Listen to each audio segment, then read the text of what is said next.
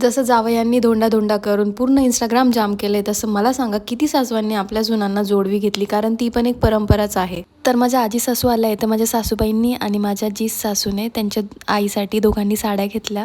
पण माझ्या सासूबाईंना मुलगी नाही, सो मला असं वाटलं की मी पण त्यांना घ्यावी, कारण त्यांना असं नको फील व्हायला की आपल्याला मुलगी असती तर तिने घेतली असती. साडीच्या दुकानावर अलाउड नव्हतं, सो मी त्याचा काही फोटो वगैरे व्हिडिओ वगैरे नाही घेतला.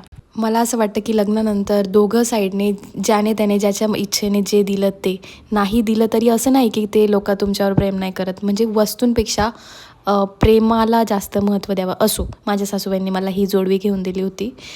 त्यानंतर ती जोडवी मी माझ्या नवऱ्याकडून घालून घेतली. तर मी एकदा बाजारात गेली होती, तर एका सासूबाईंनी त्यांच्या जावयासाठी कळशी घेतली तांब्याची. तर त्या जावयाला ती छोटी वाटत होती. तो बोलला की मी ही बिलकुल नाही घेणार, आणि तो तणफणं करत निघून गेला.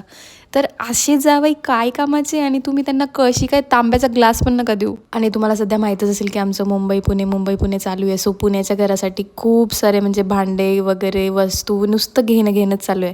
सो त्यानंतर थोडेफार भांडे घेतले मम्मीने त्यांनी. त्यानंतर मग आम्ही रस वगैरे पिला आणि बाकी घरच्यांसाठी पार्सल घेतला. त्यानंतर मग आम्ही निघालो पुणे जाण्यासाठी. तर पुण्याला पोहोचल्यावर नंतर लगेच माझं ऑफिस होतं, त्यामुळे मग बाहेरच जेवण केलं.